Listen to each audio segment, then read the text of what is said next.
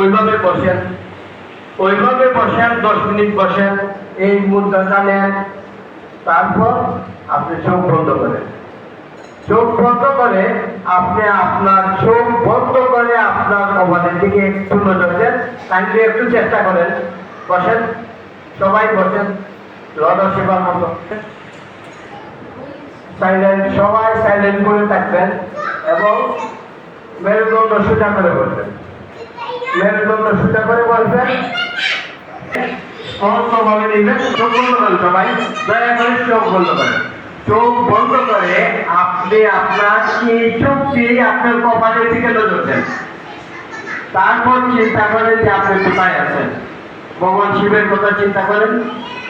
বেশি সময় লাগবে না, আপনি 10 সেকেন্ড, 20 সেকেন্ড, 30 সেকেন্ড, 1 মিনিট চিন্তা করেন। দেখেন আপনার যতটুকু এই মানে আপনার পারিপার্শ্বিক যত কথাগুলো আছে সবগুলো আস্তে আস্তে নিশ্চিত হয়ে যাবে, ভগবানের প্রতি আসক্ত হবে। এইটাই হলো যোগ। আপনার মেন্টালিটি খুব ভালো হবে। সবসময় ভালো চিন্তা করবেন, ভালো থাকবেন।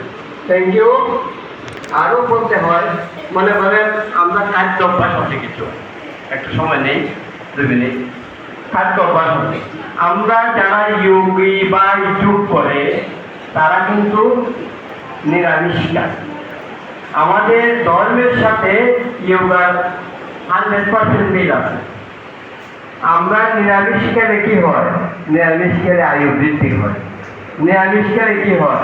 আপনার যে উগ্রতা উপরের দিকে উঠবে না, নিচের দিকে থাকবে। আপনার শরীর স্বাস্থ্য ভালো থাকবে, পেটে গ্যাস হবে না। খাদ্যাভ্যাসের সাথে যোগের সম্পূর্ণ মিল আছে। তাই আমিও বলবো সবাইকে যোগা করবেন, এবং যোগা করে আপনি কিন্তু বেশি দিন বেঁচে থাকার একটা, সুস্থভাবে বেঁচে থাকার একটা লক্ষণ। যোগা যারা করতেছে, যোগী যারা আছেন তারা অনেক দিন বেঁচে থাকে, সুস্থভাবে বেঁচে থাকে। তো যাক, আমরা আবার আসবো, আপনাদের সাথে কথা বলবো। এখানেই শেষ করছি। সবাইকে নমস্কার, হরে কৃষ্ণ।